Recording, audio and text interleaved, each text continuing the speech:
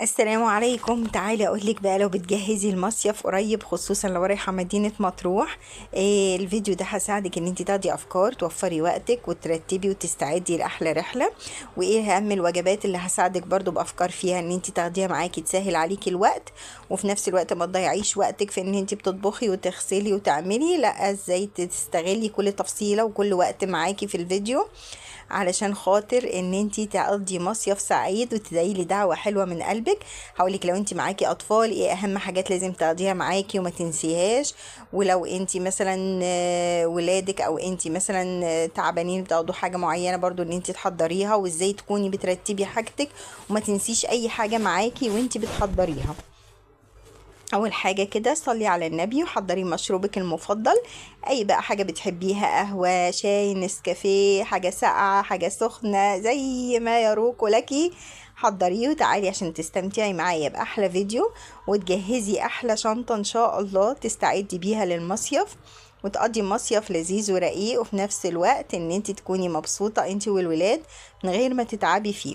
هنجهز وجباتنا، هنجهز شنطتنا، هنجهز كل حاجة هنحتاجها. اول حاجة بنسمي كده الله، طبعا صاحب البيت اللي مروق علينا ومطلعنا الرحلة لازم يكون في المقدمة. انا واخداله كده مايوهين، واحد جينز واحد جبردين، تيشيرتات مختلفة، اطقم داخلية، بناطيل، يعني عشان ننوع له كده ويتشيك كده ويتعنتك ويبقى سيد الناس كلها عشان دايما يروق علينا. ابني برضو باخد له كده، برضو بتحاولي ان انت تاخدي معاكي طقم يكون تقيل شويه. انا واخده له التوينز ده مش عشان واحنا هناك، عشان واحنا راجعين لان واحنا راجعين في الاتوبيس بنبقى راجعين حوالي، يعني بنركب 12 بالليل او 12 ونص، فبتاخدي طول الليل، احنا بنقعد 7 ساعات في الاتوبيس. طبعا واخده معايا الاسدالات علشان انا وبنوتي برضو هناك نصلي بيها، او برضو عشان اختي وجوز اختي هيبقوا معانا نبقى برضو لابسينهم كده في البيت كحاجه حشمه يعني علينا. وبنتي واخده كده بيجامات عشان لو مثلا مش مرتاحه في الاسدال تلبس كده عليهم خمار طويل كده ابو كم، وتبقى قاعده برضو براحتها. زي ما قلت لك احنا بنركب بقى واحنا راجعين بالليل، بيبقى الجو بقى لحد الساعة 7 الصبح، احنا بنقعد 7 ساعات في الطريق، بيبقى الرطوبة والطل فالولاد بتسقع، فكوني حريصة ان انت تاخدي لهم معاكي حاجة تكون تقيلة شوية. وانا بحط ملاية السرير قريبة من ايدي علشان خاطر اغطيهم بيها وهم نايمين في الاتوبيس، مش هضحك عليكي يعني، او لو دفاية مثلا. طبعا هدوم برضو البنوتي كانت واخده كده دريس والطرح بتاعته وكام طقم كده جينز على تيشيرتات. وانا برضو اخدت معايا السوت ده، هو تركيب كده بنطلون من اللي هو الكتان، وسوت طويل او قميص او شميز بقى، مش عارفه انتوا بتسموا الحاجات اسامي كده غير على ايامنا بالطرح بتاعته. هبقى انا لابسه اوتفيت هبقى اوريهولكم برضو على اخر لحظه، برضو الصوت كده لونه خاصي كده جميل. بجيب الشنطه، ببتدي افك كده الاجزاء اللي هي بتربط الاستك عليهم، برص حاجه برضو جوزي حاجتي جنبها، حاجه زياد، بحيث ان انت لما تفتحي الشنطه تبقى سهله معاكي ان انت تشيلي تحطي على الرف على طول، او لو حاجه هتتعلق على الشماعه تعلقيها على طول. رصيتهم وقفلتهم، بضير بقى الشنطه للجنب التاني وابتدي ارص فيها برضو. دي برضو شنطه كده شفافه بحط فيها المايوهات بتاعتنا اللي هي ملزمات البحر عشان خاطر ما ننساش حاجه منهم. بحط معاهم نظارات الشمس، بحط معاهم النضاره اللي هما بيعوموا بيها في الميه، الجراب ده جايبينه بيتصوروا بيه تحت الميه، وطبعا الكاب علشان خاطر الشمس، ولو احنا ماشيين بالنهار او رايحين البحر كلام من ده يبقى يلبسوها عشان الشمس. برضو شوية العاب كده للتسالي، دي شطرنج، دي لعبة اللي هي اكس او كنا عاملينها انا والولاد على ايدينا كده مش شاريينها. دومينو، يعني العاب كده تسالي بحيث ان احنا برضو هناك ما نضيعش وقتنا في الموبايلات وكلام من ده، لا نستمتع مع بعض وبالالعاب كده واحنا سهرانين بقى بالليل بنتفرج على التلفزيون، او احنا مثلا قاعدين على الشط كده قاعده برضو عاديه، لان هو هناك ممنوع العوم لغايه بعد 7 اخرهم او كبرهم تقريبا 8. بحط بقى الشامبو، بحط المناديل المبلله لا غنى عنها عشان وانتي على الشط برضو الولاد تطلع تاكل حاجه. ده شاور برضو من اللي هو اكياس على اساس يبقى سهل معاكي وانتي تحضري شنطه البحر، تاخدي معاكي الكيسه كده يشطفوا بيها هناك في البحر وكده. برضو السائل عشان اغسل بيه الهدوم. الريحه دي برضو فاكرينها اللولوه بتاعت زمان اللي هي بتستعاد استعمال مره واحده، بتبقى اكياس صغننه كده، جبت لهم منها برضو حبه علشان خاطر برضو بعد البحر لو حابين كده يتشطفوا يتعطروا بيها تبقى حلوة، وفي نفس الوقت لو هيتمشوا على طول مش هنروح البيت يعني تبقى ايه متعطرين كده وجاهزين.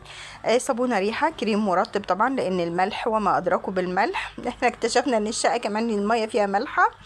الكريم طبعا للتسريح، حبل غسيل عشان لو الشقة مش موفرة لك منشر او كلام من ده يبقى معاكي حبل تنشري عليه. مشاط بقى طبعا علشان التسريح. برضو بلاشر كده خفيف. اللهم صل وسلم على سيدنا محمد. برضو شوية ميك اب خفيف كده عشان يداري ما ستفعله الشمس بنا، علشان الصور تطلع حلوة يعني ونداري اللي هيحصل. مناديل طبعا ورقية. باخد بقى معايا بطاطس وباخد بصل وتوم، ده علشان خاطر لو عايزين نحمر بطاطس، عايزين نسلق شوية شوربة مثلا، نعمل شوية مكرونة، يعني يبقى معانا كده بصل وتوم. مكرونة وملح وشاي وسكر. انا بحاول اوفر الفلوس اللي انا هاخدها معايا هناك ان هي تبقى بس للفسح والخروجات.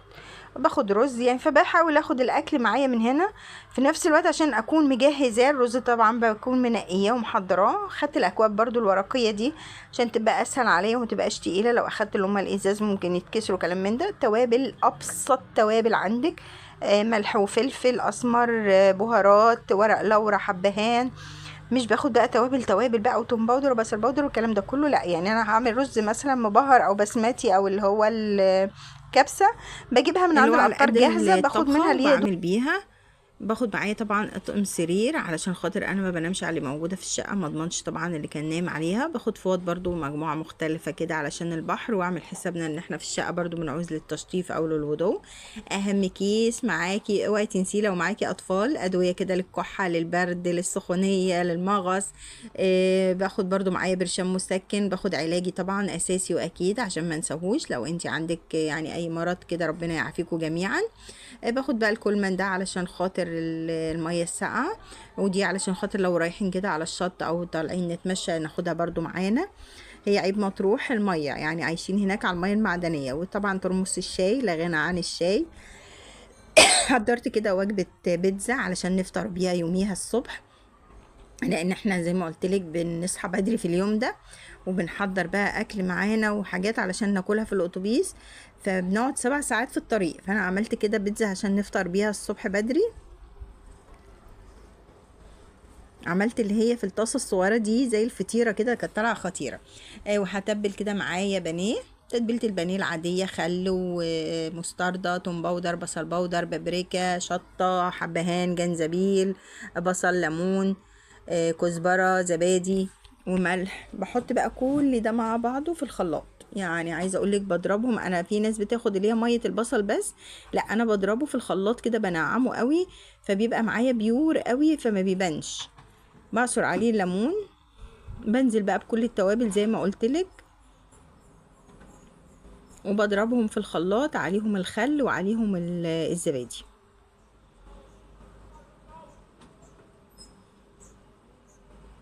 اللهم صل وسلم على سيدنا محمد. بضربهم كده كام ضربة لحد ما ينعموا معايا. بصوا، ولا اكن في بصل، اكنها هي ميه البصل وعليها التوابل والزبادي اللي انا حطيتهم. بنزل بهم بقى في طبق، بنزل عليهم بمعلقتين المستردة وبقلبهم كويس. بزود كمان معلقتين من الكاتشب وبقلب كله مع بعضه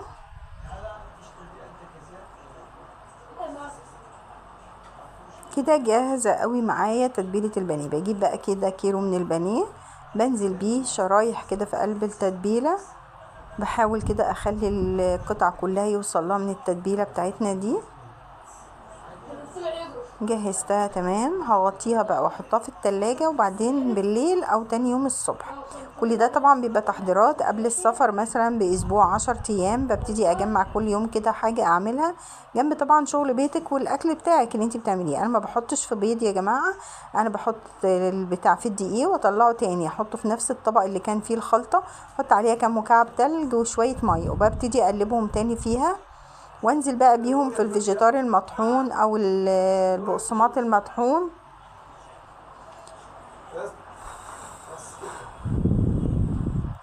عارفه لو حتى ما عندكيش ولا بقسماط ولا فيجيتار، بجيب العيش واحمصه واطحنه، والله بيطلع حلو، بس ببهره بقى بتوم باودر وبصل باودر وكلام من ده، فبيديني كده ايه نتيجه حلوه برضو.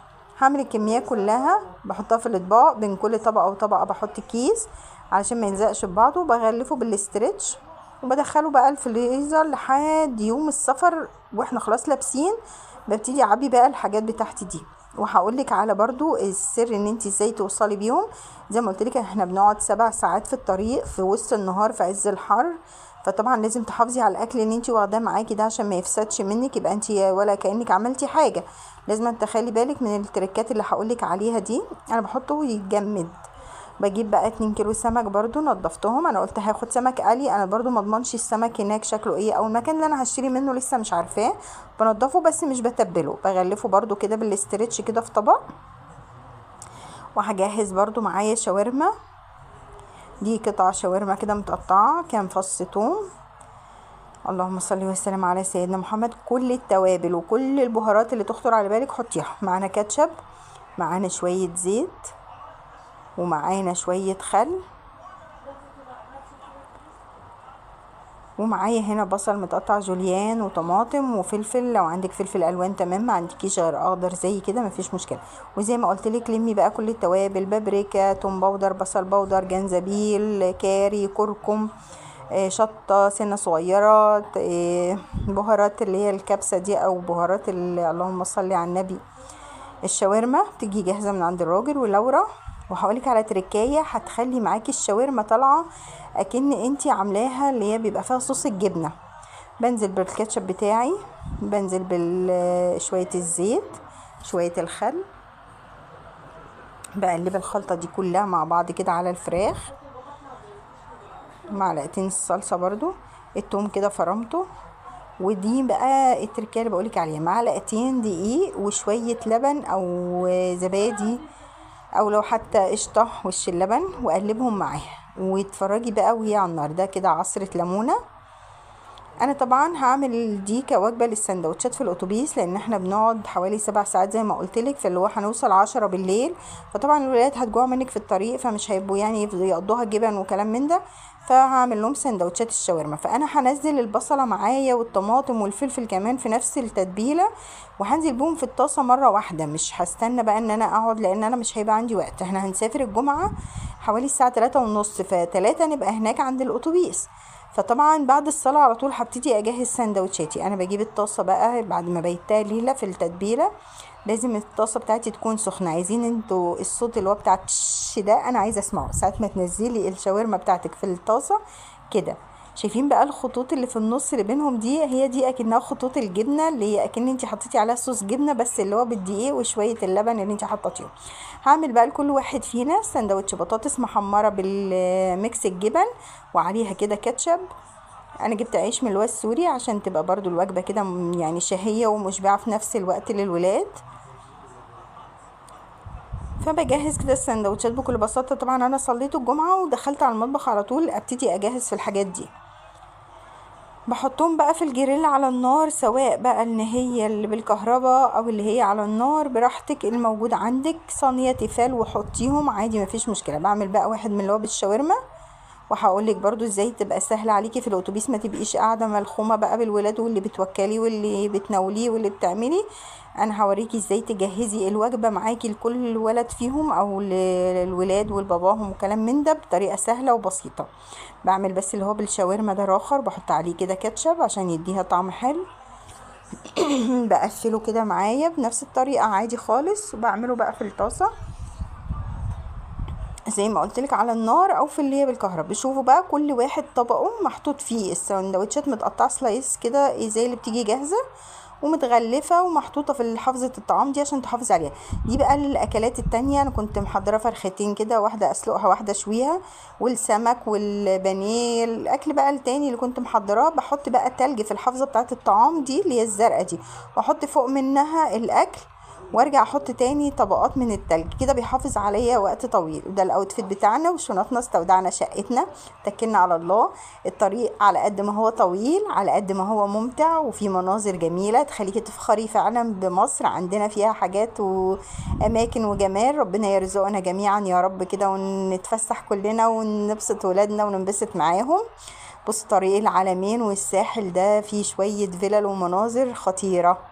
دي اللي كانت بتهون علينا يعني بعد الطريق او طول الطريق، لان زي ما قلتلك احنا الطريق بتاعنا من عندنا من البلد بتاعتنا لحد مطروح بناخد حوالي 7 ساعات. بناخد ريست في النص كده بننزل فيه نتوضى نصلي. هو احنا وصلنا الريست دلوقتي، وفي مسجد اهوت، كان في مكان للمصلى الحريم وفي للرجالة. اتوضينا وصلينا العصر قصر، لان طبعا المغرب كان خلاص داخل علينا. فاحنا طبعا ربنا يحب ان انتي تاخدي رخصه كما تاخدي اوامره. اخدنا بقى شوية لقطات كده وصور حلوة انا والولاد وباباهم واختي في الطريق. الحب ولع في الذرة مع بنوتي، وده ابني قرد طلع فوق الاتوبيس. وصلنا الشقة بألف سلامة. شقة بسيطة وجميلة ومريحة جدا. هي كان اوحش حاجة فيها موضوع المية.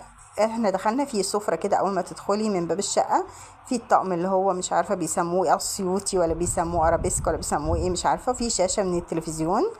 ده الفيو بتاع البلكونة من بره. بصوا الانوار والابراج كده منورة، شكل المنظر جميل.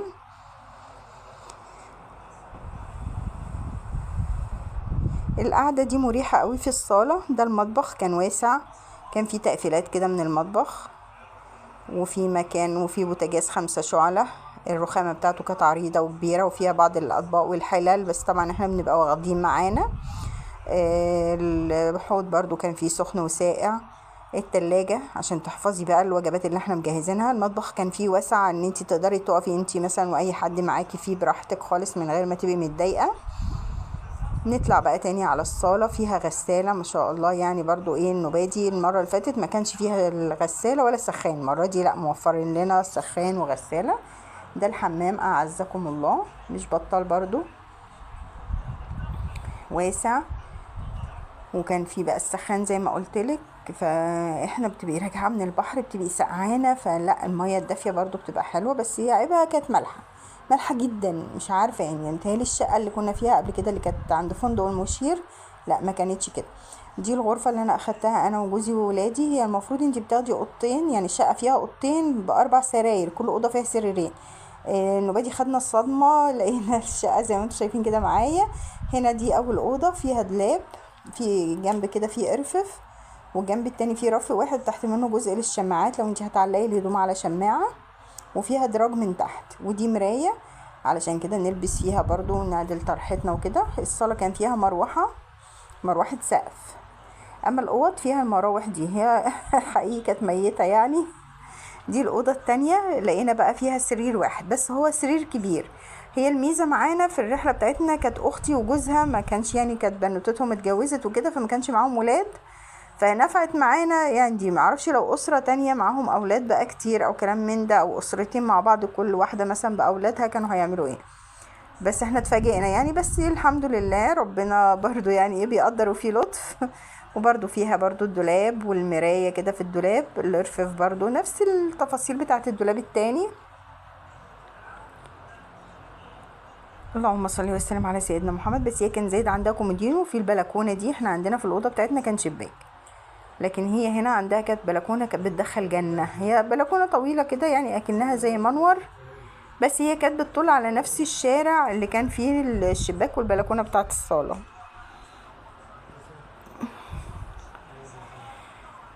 اللهم صل وسلم على سيدنا محمد. بس هي الأوض نظيفة سيراميك مش بلاط عادي. هسيبكم بقى كده نفضي الشنط ونستعد، وانتظرونا في الفيديو القادم ان شاء الله. هحاول انزل معاكم الشواطئ اللي رحناها، الاماكن كده اللي زرناها. مطروح ما يتشبعش منها. كل سنه وانتم طيبين يا رب. لو الفيديو عجبكم ما تنسوش الاشتراك واللايك، وتعملوا شير وتقولوا لكل اصحابكم واهلكم وحبايبكم على قناتنا. بحبكم في الله.